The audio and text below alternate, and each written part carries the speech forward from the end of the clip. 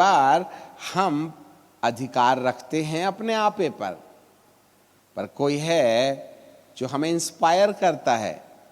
खाले खाले कुछ नहीं होता, यदि आपने उसको रिस्पॉन्स दिया तो आप जरूर खाइएगा। यदि आप कहिएगा, लिखा है, फालतू की बात नहीं करने का। आदम की मजबूरी थी, यीशु के सामने नहीं थी। यही तो एक बात है मेरे प्रियो। आदम गिर गया और यीशु खड़े रहा। उन्होंने कोई कसरत करके शैतान in the name of Jesus ढुशुम ढुशुम ऐसा करके कोई लड़ाई झड़ाई नहीं की थी। सारी लड़ाई का एरिया यही है, यहीं से आवाज सुनी जाती है, यहीं से आवाज के आधार पर निश्चय किया जाता है और इसी से निश्चय की गई बात को काम में बदलने के लिए पांचों इंद्रियों को आज्ञा दी जाती है। इसलिए यदि कोई व्यक्ति अपने दिमाग में अलर्ट रहे, यीशु के समान जागते रहे और उसके दिमाग में वचन का ज्ञान रहे और उसके मन वचन के अनुसार काम करने में निश्चय रहें, तो वह कई विपत्तियां जो आने वाली हैं उसको आने से पहले ही अपने दरवाजे से बाहर कर सकता है और वह पाप में गिरने से अपने आप को बचा के परमेश्वर की महिमा में बना रह सकता है। इसलिए सबसे इम्पोर्टेंट पॉइंट ये है कि वो बात हमारे मन में डालता। इसलिए आप सब लोगों की एक सबसे बड़ी जरूरत ये है कि जब कभी भी कोई विचार हमारे दिमाग में आए तो प्रभु के पैटर्न को इस्तेमाल करें, है ना। जब उसके दिमाग में विचार आई, अब यहां पर शैतान कहाँ गया बोलते, यीशु मसीह के पास। तो यीशु मसीह के पास शैतान गया तो बिल्कुल काला काला, बड़े बड़े दांत, ओनिडा के समान सींग, ऐसा कर रहा होगा। ऐसी कोई कल्पना यीशु के साथ नहीं थी, उसको कुछ दिख वगैरह नहीं रहा था। काला काला आदमी, गाल में भी बाल हैं, ऐसा कुछ विजन वगैरह नहीं था उसको।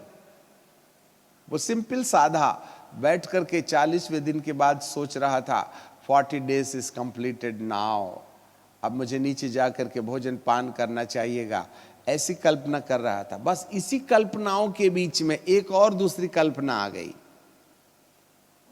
जरा ध्यान दीजिएगा, इसी कल्पना के बीच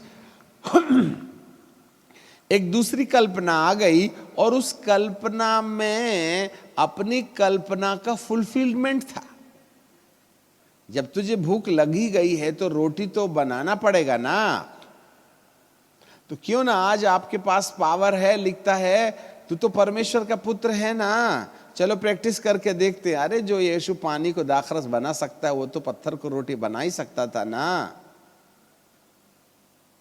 आखिरकार यीशु ने काना के नगर में पानी को दाखरस में बदला ना, तो यहां क्या प्रॉब्लम था उसको पत्थर को रोटी में बदलने के लिए? वो तो क्रिएटर है ना, वो जो बोल देता वो हो जाता ना।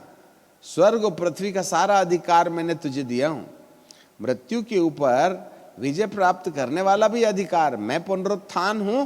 पवित्र आत्मा जब मिल ही गया है तो तेरे पास तो सब कुछ है ना प्रभु। परंतु प्रभु ने अपनी कल्पनाओं में आई अपने मन में आई कल्पनाओं का परीक्षण किया। बहुत सावधान रहिए आप। अपनी कल्पना, अपने मन में आने वाली कल्पनाओं का उसने परीक्षण किया। He was examining his thoughts from where it is coming.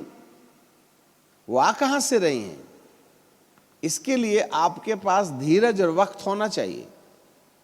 हाँ, यदि हमारे मन के अंदर में आने वाली बातें परमेश्वर की ओर से हैं तो वह परमेश्वर के वचन के अनुरूप आएंगी।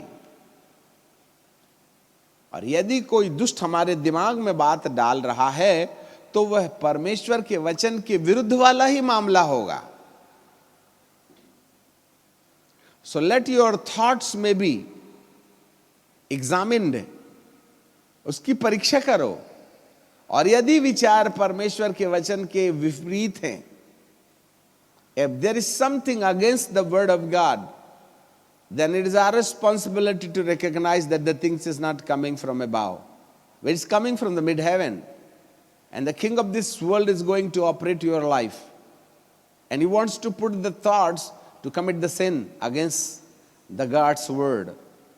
ऐसा करके वह आपके दिमाग के अंदर अपनी कल्पनाएं डालना चाहेगा, और यदि आपने उसको रिस्पॉन्स दिया तो आप फल जरूर खाइए। यीशु जरूर पत्थर को बोल देता, चलो भाई रोटी बन जाओ, मंदिर से जरूर नीचे गिर जाता। ऐसा भी था कि स्वर्गदूत उसको झेल लेते।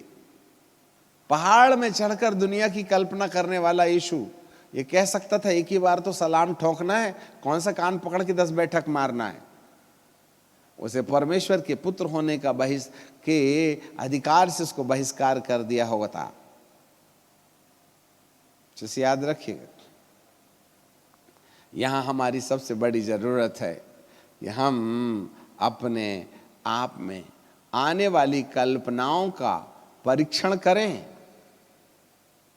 आपकी विचारधाराएं परमेश्वर के वचन के अनुसार है या परमेश्वर के वचन के विरुद्ध है।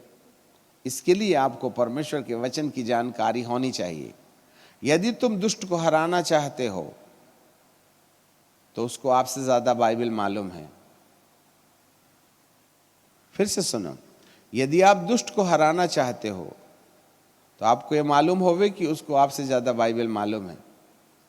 और यदि आप उसको हराना चाहते हो तो जैसे उसको बाइबल का ज्ञान है, उससे ज्यादा परमेश्वर के वचन का ज्ञान आपको इकट्ठा करना है। और यदि आप परमेश्वर के वचन के ज्ञान को अपने दिमाग के अंदर में रखेंगे, तभी आइडेंटिफाई कर पाएंगे कि वचन में क्या लिखा है। क्योंकि यीशु ने कहा, लिखा है, तीनों जगह लिखा है, मनुष्य रोटी से नहीं, मनुष्य रोटी से जीवित नहीं रहेगा, वरन हर एक वचन जो परमेश्वर के मुख से निकला है। तू अपने परमेश्वर यहोवा की परीक्षा न करना, लिखा है, लिखा है। तू केवल परमेश्वर को सिजदा करना। यदि प्रभु को यह मालूम नहीं होता तो वो तो पहले ट्रैप में हार गया होता। If you want to win the battle against the demonic influences, that is your first responsibility to know what the word of God says for your personal life. आपको अपने व्यक्तिगत जीवन में परमेश्वर का वचन क्या कहता है, इसकी याददाश्त हमारे लिए बहुत जरूरी है। और जो परमेश्वर के वचन को याद नहीं करते हैं, केवल वही लोग भटकते हैं। जिन्हें परमेश्वर के वचन को जानकारी मिलने के बावजूद भी मन बहाव में बह जाता है, तभी आपसे गलती होती है। इस प्रकार से आप हार जाएंगे। सो पिता परमेश्वर आपके मन की आंखों को खोले कि वो परमेश्वर का वचन आपके जीवन के अंदर अधिकाई से बसने पाए। और दूसरी चीज, निश्चय करने से पहले कि विचार आ कहां से रहे हैं, आपके पास धीरज हो और आप परमेश्वर के वचन का ज्ञान रखें और उसके अनुसार अपनी कल्पनाओं को व्यवहारिक रूप देने का प्रयास करें, तो आप जयवंत से भी बढ़कर के हो जाएंगे।